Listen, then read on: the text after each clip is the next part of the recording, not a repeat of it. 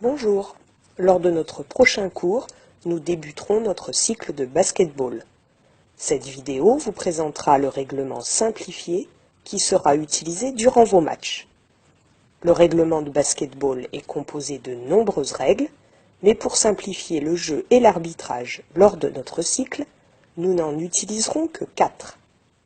Découvrons ensemble la première, la règle du non-contact. Cette règle est essentielle. Elle existe depuis la création du basket-ball. Lorsque mon équipe n'a pas le ballon, je suis en défense. Je dois récupérer le ballon et empêcher mes adversaires de marquer. Mais je ne peux pas le faire n'importe comment. Cette règle interdit tout contact avec l'adversaire. Je ne peux donc pas empêcher un adversaire de passer en écartant mes bras.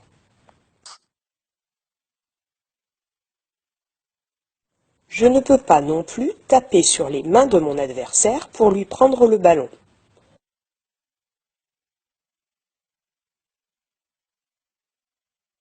Je ne peux pas prendre le ballon si le ballon est collé à mon adversaire. Par contre, si le ballon n'est pas collé à son corps et si je ne touche pas ses mains, je peux essayer de le prendre. Je ne peux pas non plus toucher avec mes mains un adversaire placé dans mon champ de vision.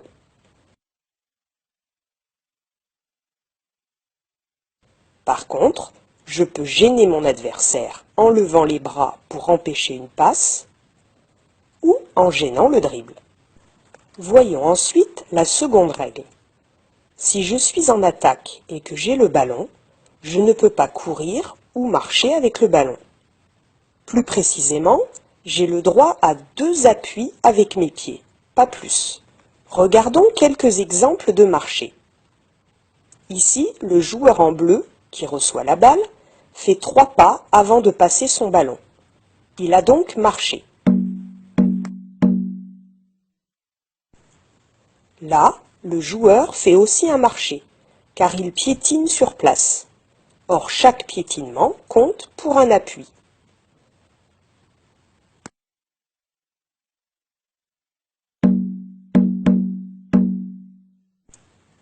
Quand je reçois le ballon, je dois donc laisser mes 2 pieds au sol. Par contre, le règlement me permet de pivoter autour du premier pied que j'ai posé. Cette technique va notamment me permettre de changer de direction. Et pour tirer en course, après avoir dribblé, je dois me rappeler que je n'ai droit qu'à 2 appuis. Découvrons maintenant la troisième règle. Vous l'avez compris, il est interdit de se déplacer avec le ballon sans dribbler. Un joueur ne peut pas dribbler une seconde fois après avoir terminé son premier dribble. Le dribble prend fin lorsque le joueur touche simultanément le ballon avec ses 2 mains ou s'il le laisse reposer dans l'une des 2 mains. Enfin, terminons par la quatrième règle. Tout d'abord, sachez que dans un match officiel, les joueurs sont au nombre de 10, 5 dans chaque équipe. Quand une équipe attaque, l'autre défend, et inversement. Il existe une zone particulière, ici en bleu, que l'on nomme la raquette, dans laquelle les joueurs attaquants ne pourront pas rester plus de 3 secondes consécutives. Alors, voyons un exemple. L'équipe verte est en attaque. Elle cherche à marquer sur ce panier. La zone bleue représente la raquette.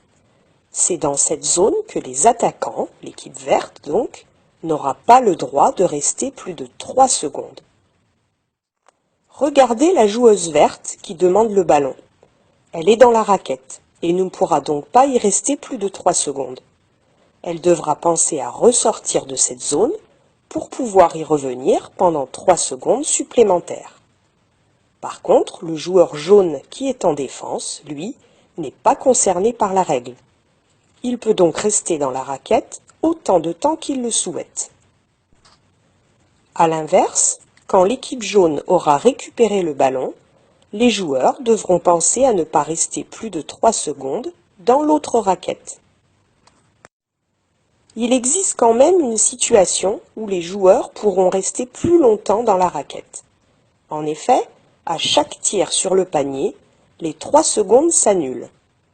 Si je tire au panier ou si un de mes coéquipiers tire, je ne suis donc pas obligé de ressortir de la raquette, car le chronomètre est remis à 0 et j'ai encore droit à 3 secondes dans cette zone.